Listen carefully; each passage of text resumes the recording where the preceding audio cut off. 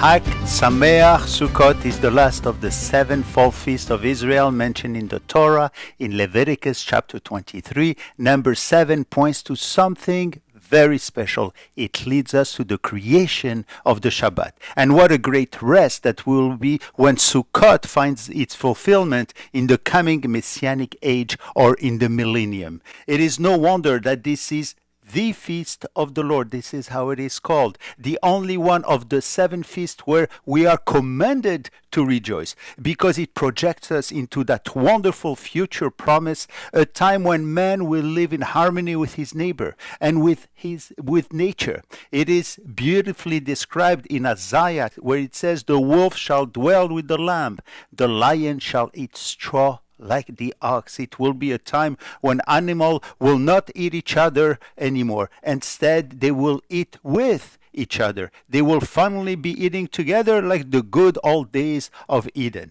And there is another command given in this feast which brings a deeper dimension of Sukkot.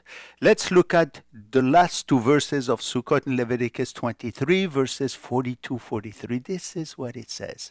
"You shall dwell in booth for 7 days.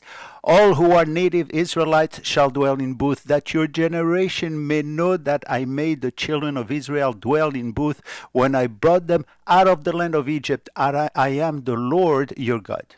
Here the Israelites were commanded to live for a full week in booth or sukkahs. Why is that?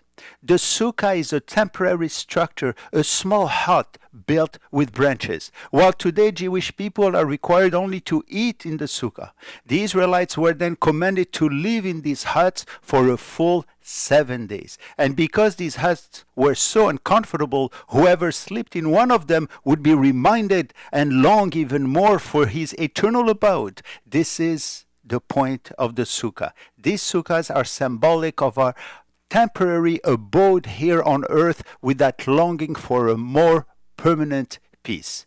But concerning the sukkah, let's go even deeper. There's something really beautiful in there. Have you ever considered that nowhere during the Exodus are we told that the Israelites actually lived in sukkahs?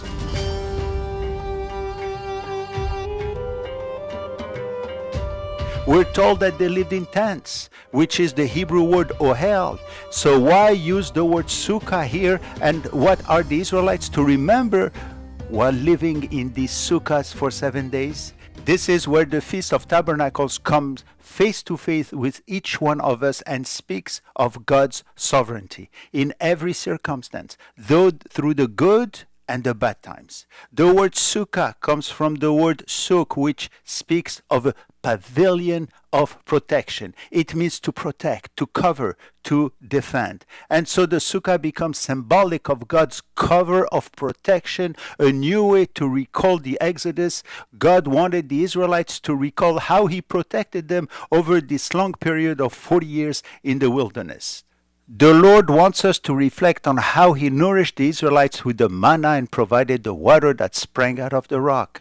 As Psalm 121 recounts, he neither slumbers nor sleeps concerning our or Israel's protection. And he is the shade of our right hand, so that no harm will come to us during the sun by day and the moon by night.